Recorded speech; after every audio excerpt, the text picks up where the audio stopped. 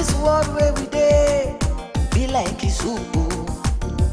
Money, my brother, be like a salt. If you put the salt for soup, because sweet it come. Why put the money for life? Oh, not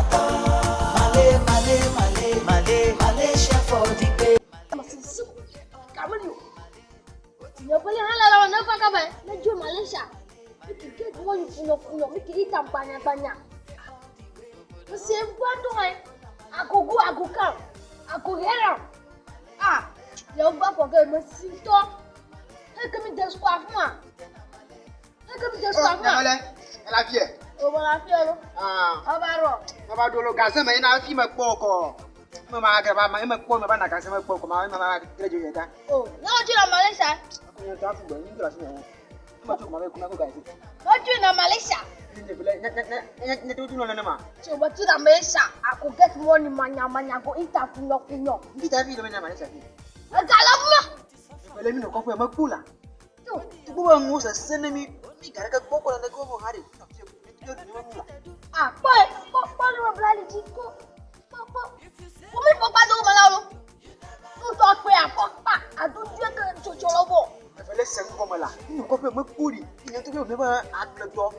Ni balai ni komisi yang tu ada. Ada siapa tu aku tak marah.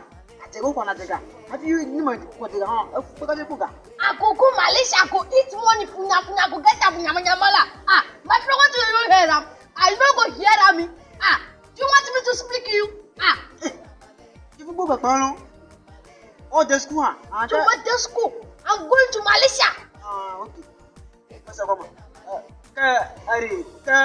Ni kami orang lali. Kau mari nanti rolling kau. Nama kau dalam moji. Aku tu malah. Apa kau mau juga? Aku tu malah. Takari, fuck dia peso. Aku wait that one lo ball like that. Aku ni kan sandas silipes. You ni bermasa. Sandas silipes. Sandas silipes.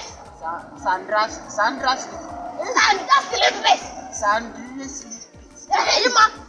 Foto awak kita tahu sini. Sorry. Malaysia guys, sorry. Lagi minjem aku mana orang mak dalam moji. Minjem. Aku Malaysia aku get semua nyama punya aku hitam nyama. No go lihat me. You want me to slap you? Malaysia guys. Malaysia money. Malaysia guys. Malaysia.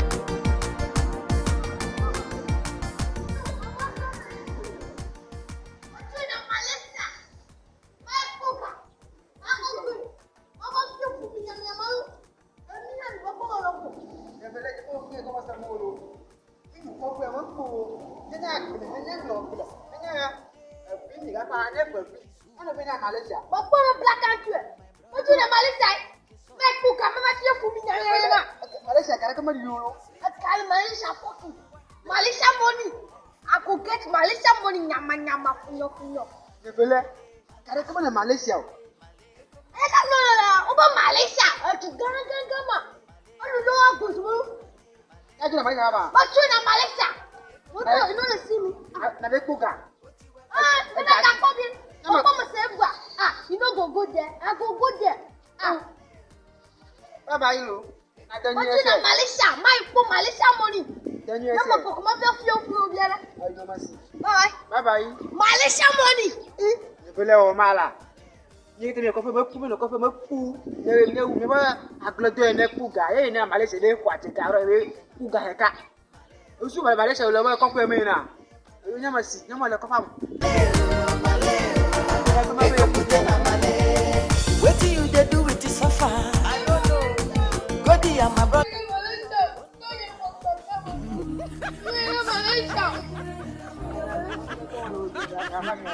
Malaysia punya.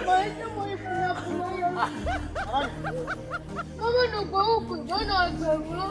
Kamu Malaysia. Kamu curang kunci gua. Bunuh bikin.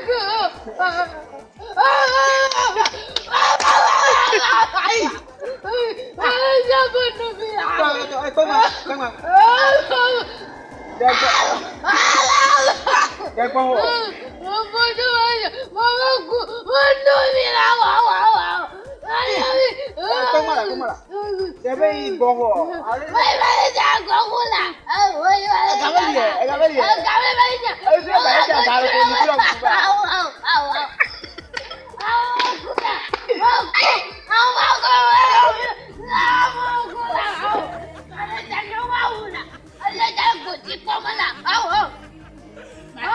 Oh, kuku ahli lah.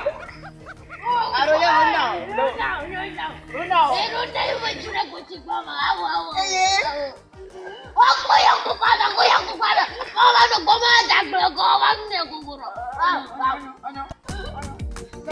Iya, mama. Oh, tunggu.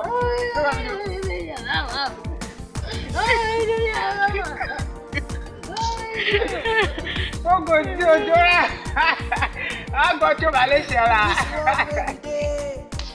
Oh, itu agak berapa kuba? Nakam itu. My brother, be like the salt. If you put the salt for soup, because sweet it come. Put the money for life. Oh,